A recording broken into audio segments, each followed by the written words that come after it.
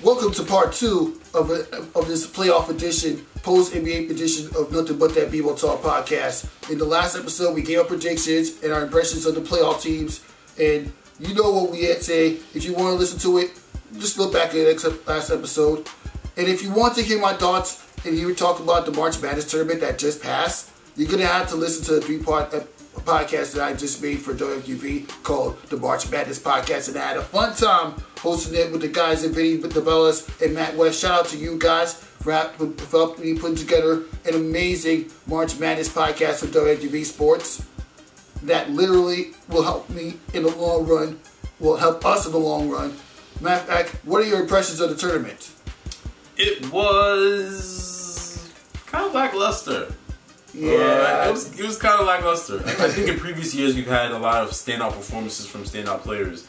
But this year was more team-oriented, which is nothing wrong with that for the sport. But you're kind of seeing the effect of, I think we just had kind of a weak draft. Well, we're going to have a weak draft this year, and that's a result of not having a lot of star players in the tournament this year. And I think ultimately, you know, once the hype train of Duke kind of got derailed, it kind of took some of the air out of the entire tournament.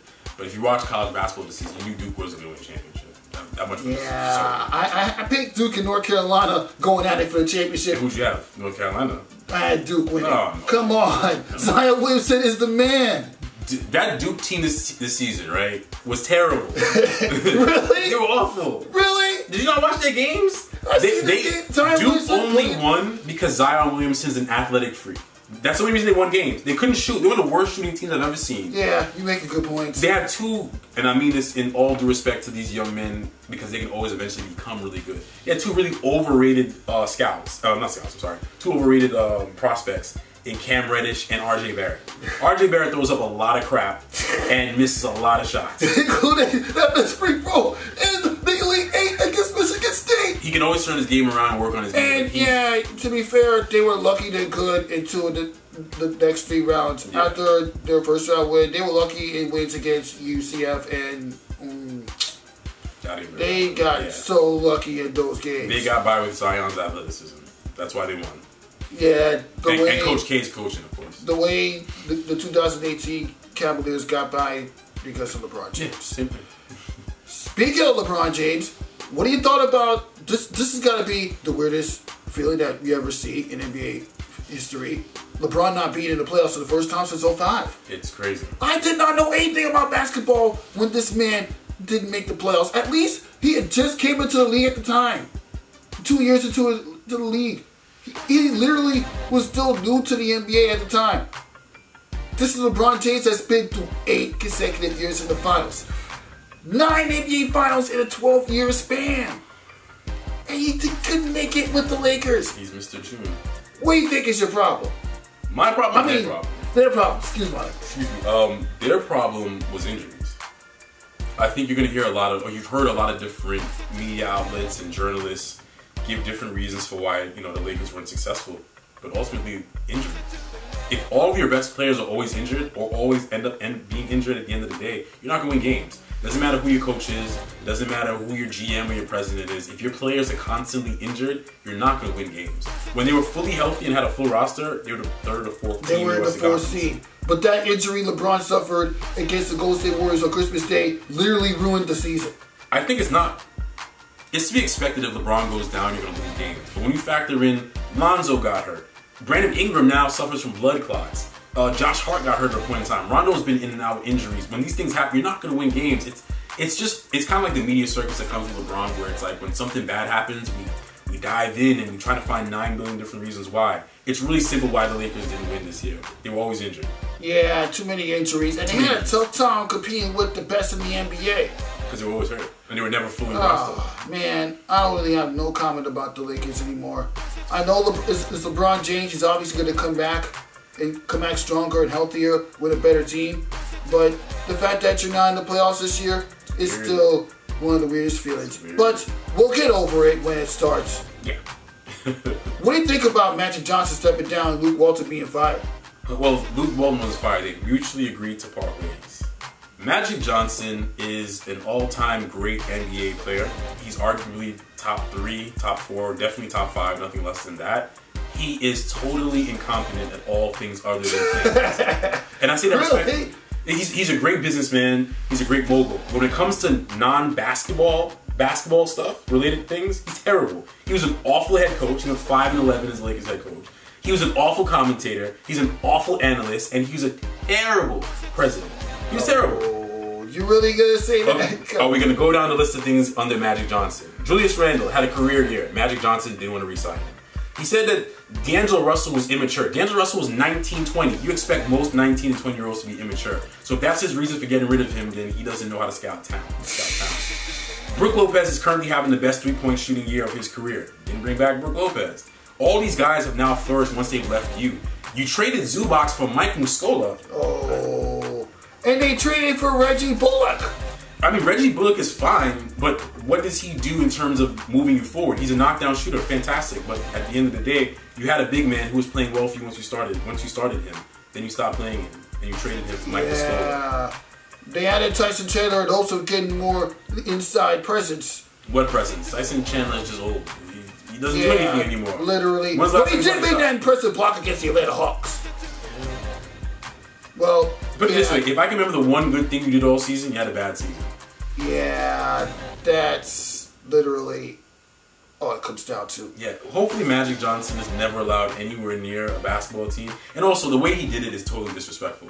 He didn't tell anybody he was stepping down. He just calls a press conference and says, by the way, I'm stepping down. And like they're asking him all these questions. He's not even prepared to answer these questions. He's just kind of throwing people under the bus like, yeah, I met Rob, I know Rob, next question. He brings up D'Angelo Russell again, saying he's immature. Why was that even brought up? That they brought it up literally when they were recapping D'Angelo Russell's career up until his first playoff appearance of his life. Right. All he needed to say was, I'm proud of him. He's become an all-star. Keep it moving. Why are you talking about he's immature? Come on. He's immature and you're incompetent at running a basketball team. Totally incompetent. The guy was 19 and 20 at the time. Who was 19 and 20? At the time. Oh, D'Angelo. Yeah, of course. You expect him to be immature. He's a kid. He just started his career. And he started his career in that dysfunctional franchise. He only had one buzzer beater for the Lakers. And like you said, if you only name one good moment he's ever done for a dysfunctional franchise, you technically didn't go anywhere. Right, but he didn't go anywhere because it wasn't his fault he didn't go anywhere. Their team was terrible. Kobe had no interest in mentoring or teaching anybody anything. You know, I'm just happy, the Magic Johnson chapter of the NBA is officially closed. There's too many of these older guys who just look at the game and think because they were great back in the day that they can they can somehow just step in and their success 20 or 30 years ago will translate to today. The NBA is different. He thought that he was going to be able to bring in free agents just because he's who he is and the Lakers who we are. That's not the climate we live in. Never. Like Paul George doesn't care that the Lakers are the Lakers. Paul George cares about where he has to stay and where he's going to build his home. And that's why he didn't go to the Lakers. Yeah, he was smart to sign that extension with the Oklahoma City Thunder. PG. Yeah. Speaking of PG, who do you think is your MVP for 2019? The MVP is a tough one this year. Giannis has been the best player on the best team, and he's really phenomenal to watch. But man, James Harden just had a otherworldly season. Like so many 50-point games. When you start talking about Wilt Chamberlain records, that's a different type of success and a different type of legend. I gotta go with James Harden. I'm surprised he didn't score the most total points in a single season. Yeah, again, Wilt Chamberlain, nobody's gonna top that. But it looked like he was on his way to doing it. Man, James Harden had a great season. Honestly, you know what's crazy about James Harden? He should be winning his fourth MVP by now. He won it last year, right? Yeah. He should have won it the year that Russ won it because he led the league in assists. And nobody expected James Harden to lead the league in assists. Then those years that Steph got it, come on. He should have gotten it. One of those years he carried that Houston team to the conference finals. But you gotta look at it from my point of view. Stephen Curry got those MVPs because they were championship elites. I mean, the Rockets are championship elites too, but they actually got to the finals during those years where he was MVP. Right, but the finals is a different award. I'm talking about the regular season. James Harden's been the best regular season player for about 5 or 6 years now. And not to mention, Stephen Curry broke the 3-point single season record twice. He did break the record. So again, when we talk about great players, I'm not taking anything away from Steph. Steph's a great player. Let's not even diminish what he's doing. But James Harden had less parts around him and was equally as successful in the regular season. James Harden revamped his game in a way we never seen. Like, if Steph came out next year and led the league in rebounds, you'd be like, oh my God, I never thought Steph could be the league in rebounds. James Harden just woke up one, September and was like, you know what? I'm moving to Rock. He led the league in assists. Nobody expected that. That's insane. So. That is literally insane. And Russell Westbrook has the second most triple doubles all time in this less than 10 years. Yeah. He's gonna break the triple double record next season. But it's gonna be a toss up for the MVP. I'm giving it to James Harden. Yeah, we agree on that. No question about that. What about Defensive Player of the Year? Paul George. Paul George. I don't blame you for that one. Paul George. He had so many incredible defensive stops this season. Yeah. And do we even need to highlight it? Go to NBA.com. Go to the NBA YouTube channel and look up what Paul George has done this season. Defensively, he's been incredible. And also, it's very rare a guy plays really high-level defense and high-level offense at the same time. So he's playing this great level of defense, and he's second in the league in scoring. It's really rare that you get to see that. When Kawhi Leonard was playing his best defense, he wasn't the offensive player that he is now. And you've seen since he become a better offensive player, his defense has kind of dwindled down. But Paul George is playing top-notch elite defense and top-notch elite offense. So definitely PG. Yeah, without question, PG's got it. That's my guy. Now, Rookie of the Year, without question, Luka Doncic. How incredible is this man have been? He's been great for the Mavericks. Yeah, I think it's a no-brainer. I give Luka and then Trae Young, run out. Yeah, Trae Young, he had an impressive career too. Remember those crazy shots he hit against Milwaukee? He's been incredible the second half of the season. Exactly. If the second half of the season indication of how his career is going to be, he's going to be a really good player. Yeah, Trae Young, he's going to be the new... Don't say it.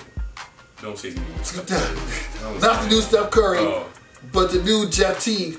You remember when Jeff Teague led the Hawks to the conference finals that year? I would never say Jeff Teague led anybody anywhere. Jeff Teague, my God. He reminds you of Jeff Teague when he made those Florida shots. I'm not giving Jeff Teague credit. Sorry, I'm not Jeff Teague. Come on. Again, respect to Jeff Teague. He's a professional basketball player. He's a good player, but he could be better. He could do a lot better than Jeff Teague. Yeah, he could be a lot better. What about Coach of the Year? So for Coach of the Year, I think Coach of the Year is a no-brainer. I think it's Mike Budenholzer because Milwaukee was 8th last season. All they do is add him, and now they're the best team in the league having their best season. That being said, though, I think we need to highlight a lot of good coaching jobs. Again, like I mentioned previously, Terry Stotts, always a good coach, always gets the best out of his players. Steve Clifford in Orlando, absolutely great coaching job. He did a great job this season. Shout out to Nate McMillan in Indiana because they lost Victor Oladipo. They were still great. Quinn Snyder in Utah has also been a great coach. And our personal, gotta shout out Kenny Atkinson. Exactly. Brooklyn Nets. Speaking of got us back in the playoffs. Speaking of Kenny Atkinson, I'm surprised he's not really up for Coach of the Year. Speaking of Kenny Atkinson, speaking of the Brooklyn Nets, matter of fact, I got D'Angelo Russell being my most improved player of 2019 when he carried the Brooklyn Nets on their back, despite the fact that Chris LeVert was injured. Gotta go with D'Angelo Russell for most improved. Although I think you can make a case for Pascal Siakam in Toronto. He played really well too, out of nowhere. I mean, I didn't think he would make the turnaround that he made this season. But D'Angelo went from averaging like 15 points last year to like 21 this year and carried his team to the playoffs. So D'Angelo, Brooklyn, and he's gonna get even better. Yeah, I think so too. Man, so many improvements this season by so many teams. True. That is it with part 2 of the What That People Talk podcast. Now, not to cut you off, but before you go, real quick, what was your favorite moment of the season? My favorite moment of the season? I pretty much already spoiled it. The turnaround of the Brooklyn Nets. Growing up as a New York sports guy. A Knicks fan. Shut be quiet. Growing up as a New York sports guy, when you see a New York sports team make the playoffs, it gets me fired up for the playoffs a lot more as opposed to watching an NBA playoffs where none of the New York teams make it. It's just, I watch it when I know something interesting is going to happen, but they're the only team keeping me interested. Brooklyn, just do our best. That's all I have to say. And that come from behind win they pull off against the Sacramento Kings. That's my favorite moment of the year. Got it. That's fair. Without question. That's fair. And that'll do it for part 2 of the Nothing But That People Talk podcast. I'm Rafique Louison, along with Knox Louison. Or should I say, Dwayne Wade Louison. Speaking of Dwayne Wade, well, he's not the only player that retired. Oh, Dirk. I'm sorry, Dirk, man. Dirk, great career, great end of the season, 30 points in his final game. Make no mistakes about it. Dirk Nowitzki's also an all-time great top 20 player. No one's going to take that away from him. I think he's, 6th all-time in scoring? 6th all-time in scoring. And the crazy high arcing threes that he launches. And I'm going to say this. Dirk Nowitzki and the Dallas Mavericks have arguably the greatest playoff run ever. In route to winning an NBA championship, he beat Dwayne Wade, LeBron James, Kobe Bryant. Did they beat the Thunder that year too? Yes, they did. Russell Westbrook and Kevin Durant to win a championship. Like, his one championship with those names on his resume are better than a lot of other guys' championships who haven't beaten that much talent on their way to the NBA championship. Michael Jordan. Without question. Well, we already said it. That will conclude part 2 of our Nothing But That People Talk podcast. For those big balls out there, including the ones that's in the NBA playoffs and the ones that's coming to the NBA through the NBA draft, including Zion Williamson, get your head in the game.